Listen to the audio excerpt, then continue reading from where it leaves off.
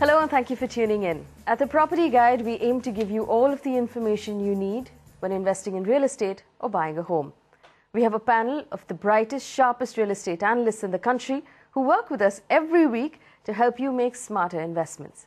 Remember, you can send in all your questions to the Property Guide at et-now.com, and it'll be our pleasure to answer your questions on this show. On the show this week, we put the spotlight on the Delhi NCR region. We'll point out key areas of growth. We'll also give you a list of investment options in the area. And as the campa-cola controversy hits a crescendo, we'll tell you why it's crucial to do your homework before you buy a home. And we'll give you a checklist of things to keep in mind. We'll also take a quick review of Kolkata as a real estate market. We'll find out if there are any hidden gems in that city. Time for me to introduce my guests. Om Ahuja, CEO of Residential Services Jones Lang LaSalle. Om, thank you so much for coming in. And in our Delhi studio, Karthik Verma, co-founder of PropTiger.com. Karthik, it's always a pleasure to have you join in on the show. Gentlemen, welcome. We want to first talk about Delhi NCR, and before we get in the views of our guests, I want to bring in Avan, who will give us an update on how the prices have moved in Delhi NCR over the last few years. Avan. Thanks for that, Faye. Well, our property map of the Delhi NCR region this week tells a very interesting story. While key locations in Delhi have seen some growth, the real story is in Gurgaon and Noida. Let's start with the capital. In East Delhi, the posh location of Mayur Vihar Phase 1 has seen prices jump by 30% in the last 2 years. Homes here are priced at an average of 10,850 rupees per square foot. The Indraprastha extension on the fringe of East Delhi has seen a whopping 38% increase price rise in the last 2 years. Prices here are quoting at 11,425 rupees per square foot currently. The upmarket residential suburb of Rohini in northwest Delhi has seen prices rise 13% over 2 years and is currently being traded at 14,275 rupees per square foot. But if we look toward Gurgaon, the golf course road extension has seen a 24% increase in prices of homes in the last 2 years. The Dwarka Expressway and Sona Road are buzzing with real estate activity right now. Prices here have increased by 20 to 31% in the last 2 years. The residential property prices in Dwarka Expressway stand at 6,448 rupees per square foot. Mid-segment properties in Sona Road are quoting at 8,269 rupees per square foot. Now, at the other end of the NCR, property prices in Noida Extension stand at 3,462 rupees per square foot. The prices here have increased by 31% in the last 2 years. Property prices in Yamuna Expressway are at 3,130 rupees per square foot in 2013 compared to 2,460 rupees per square foot in 2011. Rajnagar Extension in Ghaziabad has seen a 24% increase in prices in the last 2 years. And mid-segment rates stand at 2,948 rupees per square foot. With that, it's back to you, Faye. All right, Avan, thank you for that information. Om, let's start with you. We've had a lot of conversations about Gurgaon, Dwarka Expressway, Golf Course Extension. We've talked about Noida, Greater Noida. Very little chatter happens about South Delhi and actual Delhi. Is it because the supply is slower in those areas, or is it because it's just not moving as fast as the upcoming areas right now? Well, I would say South Delhi is a very vibrant market. As we speak, more and more transactions happen in South Delhi. The ticket size is very high, ranges anywhere between 5 crores starting and goes up to 100 crores, more than 100 crores at times. And it's a market where people who are living in South Delhi who don't want to move out of South Delhi, so they look at looking at builder flows there. The concept of builder flows is much more relevant in South Delhi. So there is a very, very vibrant market there, but it's a ticket size which matters. So people who can't afford South Delhi, they look at options outside Delhi. But as a choice, as a preference, South Delhi is the best location to live in. And we see a lot more deals happening there, but they're not in the public space because of various reasons. It's more a discrete market where things happen very, very discreetly. Karthik, give us an answer for investors who are looking to make an investment right now within the Delhi NCR region. What are the areas you think are the hottest for people looking to make an investment? I think there are certain pockets within both Gurgaon and in Noida that might be worth considering. One of the areas in Gurgaon that we like is the Sona Road. There are a bunch of different projects that are coming up there. There will be improved infrastructure over there as well going forward. The road on Sona Road is going to be widened. It will also be connected to the Golf Course Road Extension Road. So hopefully better connectivity will lead to better urbanization and rising prices going forward. There are a few companies who have launched projects there recently. Eldeco has one, Raheja has one, Homestead has one, and these would be worth considering. In the Noida market, which is on the other side of Delhi, if you have the appetite, then certainly Noida Expressway would do nicely over the next 5 to 7 years.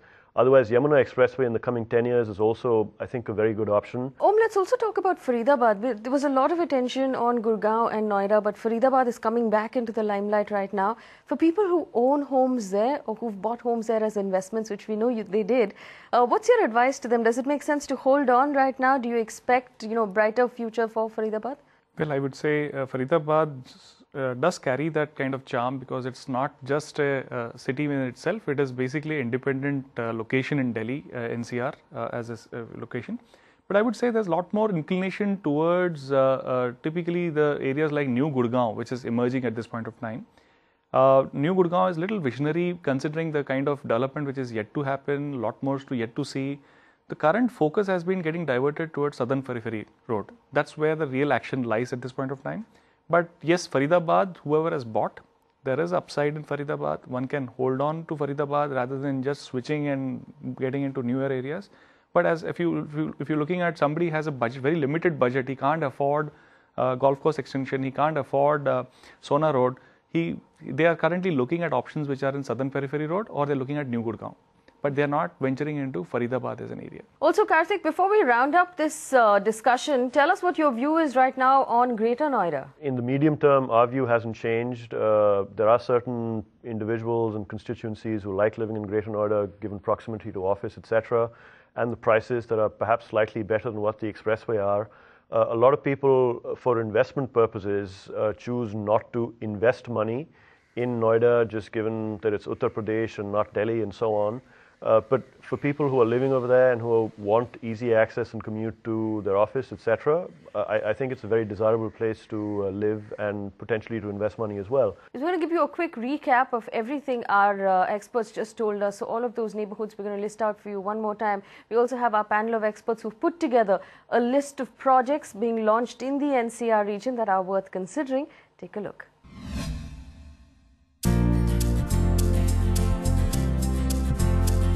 Here's the list of projects our panel recommends in the NCR region. In Gurgaon, Arania City by Raheja Developers, BPTP Pedestial, Golf Avenue by CHD Developers, Astor Court Premier by Oris Infrastructure, and the Hermitage by the Satya Group. In Noida, Elites Arena by Unati Fortune, Apex Tower by Supertech, Verona Heights by the Amrapali Group in Noida Extension, Nirala Greenshire by the Nirala Group also in Noida Extension. At the Yamuna Expressway, Grandstand by Oasis Realtech and Gold Suites by Supertech. In Ghaziabad, Bharat City by the Indraprastha Yojana and SG Grand by SG Estates.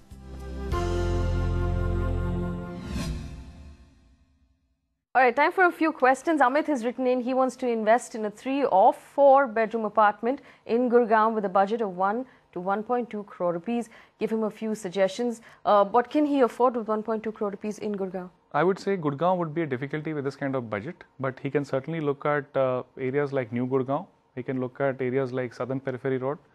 There are good options in both these locations.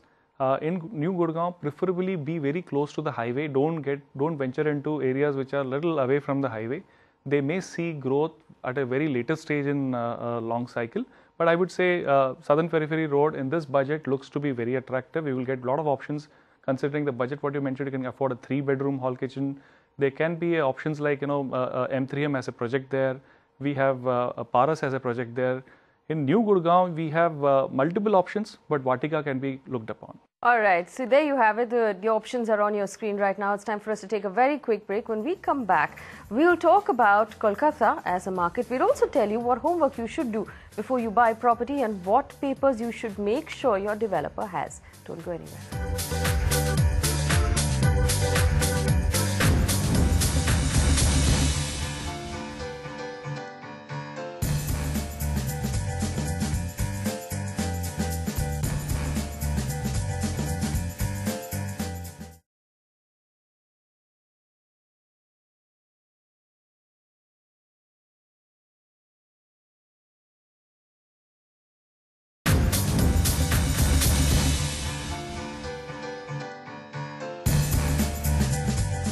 Welcome back. You're watching the Property Guide on ET Now. Thank you so much for staying with us. Our guests are still with us and helping us make smart decisions when it comes to buying property.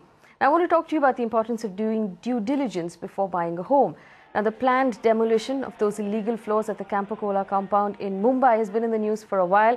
Now, we know developers had permission to only build about 5 floors. They constructed an extra 35 floors illegally. As home buyers, we must do our best, first of all, to protect ourselves from such situations, which is why we're going to focus a little bit on what we should do as buyers. Karthik, I want to come to you first here. Give us a checklist that buyers must have when it comes to a developer's track record and to make sure that this is the kind of developer that stays on the right side of the law. To start with, I think every buyer needs to have a lawyer who is somewhat familiar with the real estate market on their side to be able to review all the documents, to understand whether the title is right and correct or not, whether the property is under dispute or not, whether certain clearances such as the occupancy certificate, the certificate of completion, etc., have indeed been passed by the local municipality, so that a few years down the line, the buyer does not experience the kind of problems that, unfortunately, many of the residents and owners of the campa-cola apartments in Worli are facing right now. In addition to that, you asked about a developer's reputation, track record. A lot of the buyers today are using housing finance to buy properties, and so you want to bring in your housing finance company as well to review with them together in collaboration with them to understand whether the property that they're thinking of buying has been approved by the housing finance or not. And the level of due diligence and underwriting that a housing finance company does is probably what every buyer needs to be doing. If they haven't approved it, then chances are it's probably not a safe property for you to buy. Like Karthik put it, buyers are small fish and this is a very large pond, and it tends more often than not that builders will sell you an apartment before all of the permissions are done. So this is at the pre-launch, the launch phase, when they say that we don't have all of the permissions yet, but we'll get them in the next few years. How do we trust that word? And does it make sense then to buy at pre-launch stage at all? Because you don't want to wait 4 years down the line to discover that the permissions have not been got. I think as a caution, one should always keep away from pre-launch offers. It's like collective scheme of developers who can collect money at a interest-free cost and a promise that they will get approvals. So I would say that one should be very careful when you subscribe to such schemes. You should not subscribe to such schemes. Pre-launch should be very carefully evaluated before you take a decision, and preferably as you spend money for buying an apartment, small amount of money, it may not even cost you less than 10,000 rupees. It's better to go for a title certificate. Get the title certificate from a reputed law firm, and they don't charge you as much as you. One thinks that going to a law firm and getting a title certificate is very difficult. It's very important even if you're buying a new property or you're buying a resale property. That 20-30 days what you spend is very important. There is a specific process what law firm follows. With that, you satisfy yourself that, okay, I have done my check. Best, like Karthik said, housing finance check also is a secondary check, but primary check has to be with your law firm. So you said if I'm an end user looking to live in a home, I shouldn't be getting in at that pre-launch stage. So at what stage should I get in ideally? What size of construction? Absolutely. I think most countries have this, the rule of many countries have is 20% of the product should be ready before the developer can go on plan. Second thing is, once you have IOD-CC in Mumbai, or maybe every city has their own regulations, you have complete approvals in place. Only that's the time you should go and book an apartment. In fact, if the lawyers are the best option for you, we have a lawyer on standby. Hemang Jariwal is standing by. He's our lawyer on the panel. Hemang, so that's one thing to take a look at property before we buy it.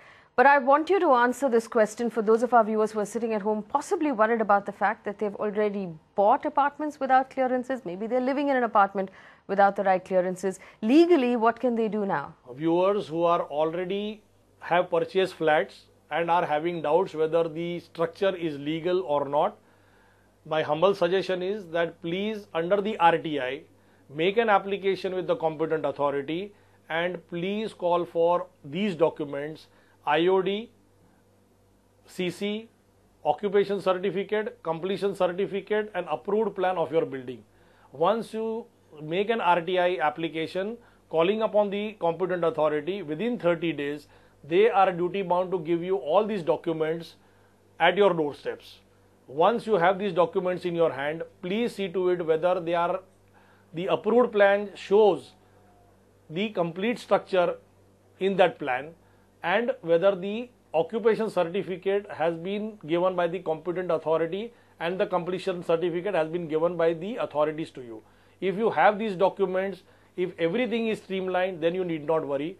In case the occupation certificate is not given, then I would request that the society as a whole, members together, should make an application to the BMC, appoint a proper person, as it is called authorized person as per the MMC Act, and thereafter try to regularize whatever deficiencies are there so that you will get the occupation certificate, because without an occupation certificate, residing in a flat as stated by the Honorable Bombay High Court is something which is illegal and is an offence. All right, Hemant, thank you so much for that answer. So remember, it's important to do all of your homework, and if you have any questions about anything you heard so far, write to us. Our email ID is at the bottom of your screen. We're going to take a few more questions. Venkata has written in. He wants to buy an apartment in Hyderabad, about 10 kilometers from Cyber Towers. He wants to know if it's a good idea to invest in Hyderabad right now, keeping in mind the uncertainty over Telangana. How much of Telangana is still in uncertainty? And we just heard the fact that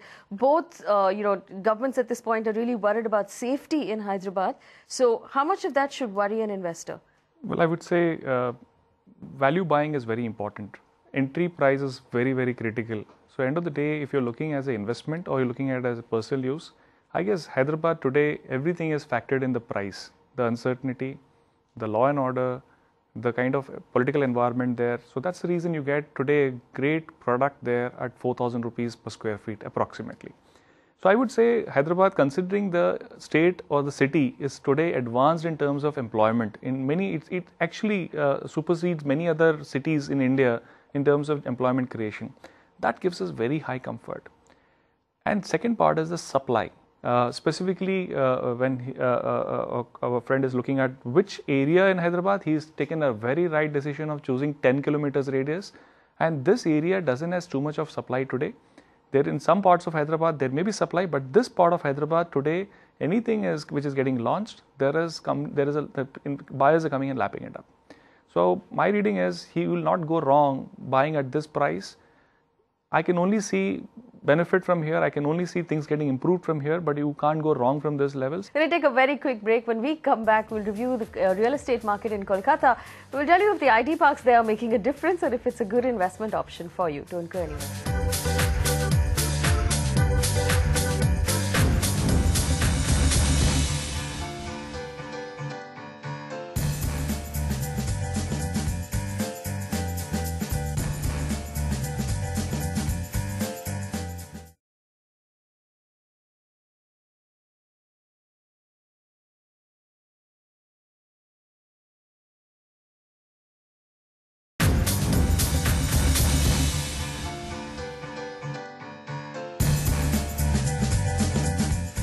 Welcome back. You're watching the Property Guide on ET Now. Thank you for staying with us. Om and Karthik are with us as well. It's time for us to do our review of Kolkata. Charming city, but the real estate market might not seem as charming right now. Take a look.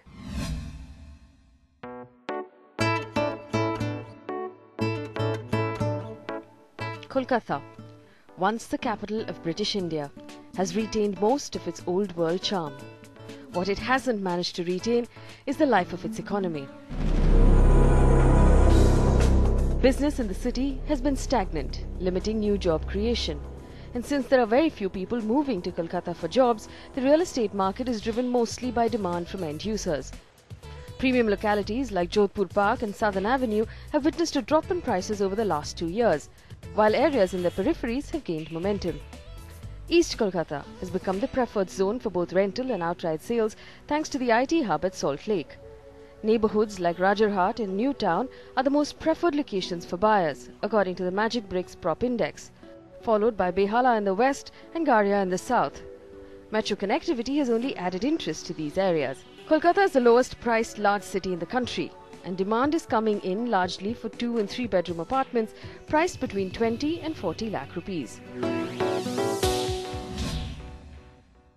All right, so that's Kolkata. We were just chatting about it before we went into break. There isn't much happening. It seems like Prices have actually come down over the last couple of years. The demand for space has come down. What's going on in Kolkata? Is there anything at all that excites you about that city? Well, I guess the city excites me a lot, but frankly, the prices are very exciting. But unfortunately, we see the vibrancy missing there. We don't see government plan in terms of reviving the whole employment scenario there, industry scenario there. Everything has to be in place to ensure the property prices start looking upwards. Some pockets of city are still vibrant. Baliganj, Alipur, that give you that new Alipur gives you a lot of comfort in terms of even buying today, because there's a lot more demand than supply. We see that at this point of time, again, Calcutta gives value for money, but where is upside is a big question mark we are trying to see. That's one question which we don't have the answer at this point of time. All right. Karthik, talk to us for those people who want to live in Kolkata, who possibly have grown up there, who are looking to buy an apartment. Where do you see the most activity right now, given what you're seeing on the website? Well, Calcutta as a city is one of India's oldest cities, and almost by definition as a result, it's been built up quite a lot as far as central Calcutta is concerned. Some of the outskirt areas that Om referred to, like Rajarhat, Newtown, EM Bypass, Gadia, and so on, are probably places where people who have some kind of a familial or cultural affiliation to Calcutta might want to consider. Property prices in these areas are anywhere between 3,500 rupees per square foot to about 5,500. So they have gone up. Rajarhat has become quite built up as well over the last 2 years, but those are all the options available. Unfortunately, right now, the supply is quite limited. We know that a lot of national developers are waiting in the wings right now for their approvals. So if someone's looking to buy an apartment in Kolkata to live in, would you recommend that they wait for those approvals to come in and perhaps buy with one of those national developers? Yeah, potentially, because, as we've noticed on our own, there haven't been that many new launches since the summertime through now. So we're expecting some of these clearances to come by in the December-January timeframe.